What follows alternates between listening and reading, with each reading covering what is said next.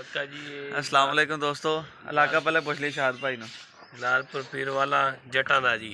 जलालपुर पीर वाला जिला मुल्तान, तहसील जलालपुर पीर वाला। तहसील जलालपुर पीर वाला। सुबह सुबह दोस्तों उठे 6 बजे का टाइम हाले तो जहाज भाई ने अपनी वीडियोज़ वगैरह देखते जनाब वाली उन्होंने राबता होया। मैं कि बहावलपुर साइड दो तो असी गां लैनी घर रखने वास्ते।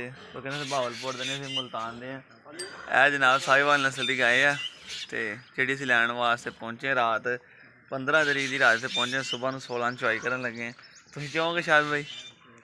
जी जी अल्हम्दुलिल्लाह भाईजान, ये सहीवाल दी गाय जी, बड़ी दुध वाली गाय भाई नु गिफ्ट कर रहे हैं जी। चलो जी, अल्लाह खैर, अपना फार्म है, अल्लाह खैर करे जी। भाई नु गिफ्ट करने वास्ते उत्थों बुलाया है भाई नु फैसलाबाद तो जी भी इतने गां इन्हों दे रहे हैं। सुबह सुबह उठ के और पहले मुलाकात कर रहे हैं जी। चलो दोस्तों हम चेक कराने वीडियो के दोस्तों अगे वीडियो लाइक शेयर कमेंट जरूर करियो।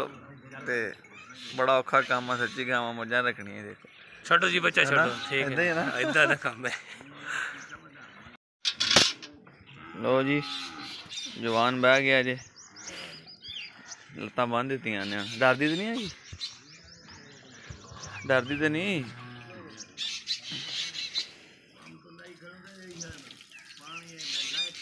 यह गावां निशानी होंदी है ना। हाँ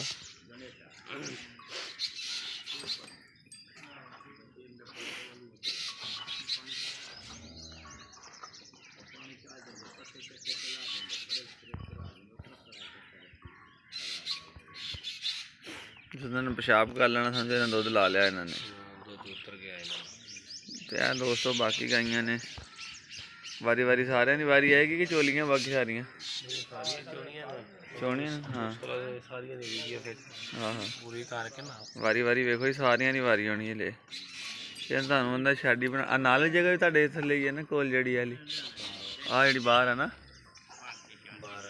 आओ इत्थे हुण तुसीं खुला सिस्टम ही रखो इन्हां दा भाई,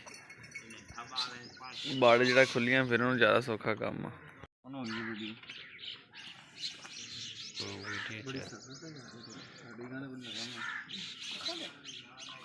तो सारे तार तार ला के फिर मुंडा तेन चो के दिखाऊगा।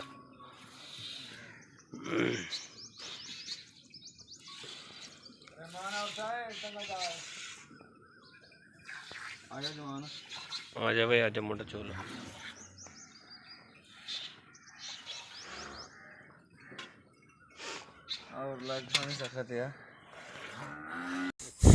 जी दोस्तों तो चुआई लगी जनाब, असी तो गां शा चेक करके बह गए हैं जी।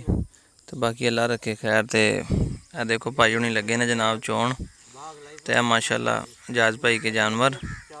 इस साइड ते बच्चे खड़े ने छोटे जेड़े, ते दूसरी साइड ते वड्डियां गाइयां जनाब। यह भी जवान आ गया एक चो के। तो यह चेक करो जी,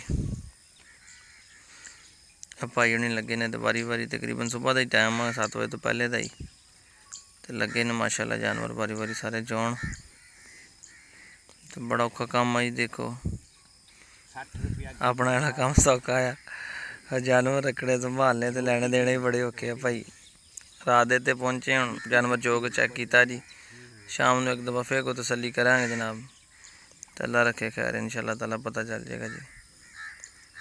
तको जी माशाल्लाह जी पिंड थां दा माहौल नज़ारे। कर दो लाइक शेयर सब्सक्राइब, तो कर दो कमेंट भी अच्छा जा सोहना जहा।